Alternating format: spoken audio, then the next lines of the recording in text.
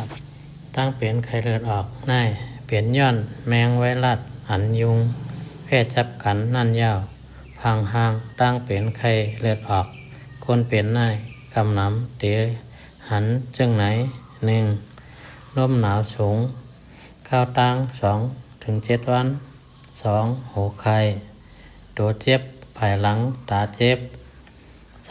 3มีใจไข้กินไข้นุงแหล่ไอ4เนื้อหนังออกเลือดนั้นเคี้ยวออกเลือด5พอเปลี่ยนห้าวแห้งจึงจางเปลี่ยนลองตกใจกว่าหายุดยาโตกำเหลียวตาลมไม้นั่นเตไลปันยายาปลาสีแต่มองก้อย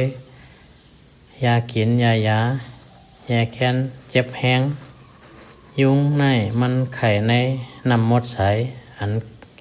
กึดไว้เหมือนนางในต้นไม้อันมีในในถังนำนั่นล่องสร้างพึกพ่อนลายตังเจอในตาเสต่อถึงพอเป็นมาพิงยามแตกสุกสีปันเครื่องใส่ให้ไข่ยุงอันจับไว้นั่นออกว่าเย้าก็เอาน้ำนั่นใส่เนื้อลิ้นให้ไข่แห้งเสตายกว่าเย้าก็อันลำลองชุดแต่นอนใต้ผ้าต้มศพอันนั่นในห้องอันมีผ้าต้มศพตาเตเฮกังลองยุงครบ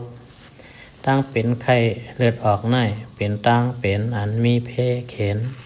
ก้วยกาเฮาคากูก็จอยเฮกังไรแต่เอาตีเฮือนเย่ไผมันเฮกังอัน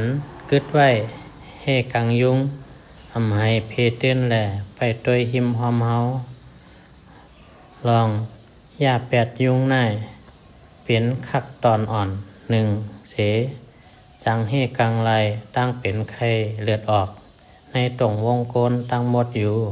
ยาวไหนในยาวย้อนให้กูก็อยู่หลีกินหวานหลอดเพตั้งเป็นไข้เลือดออกเสกำคา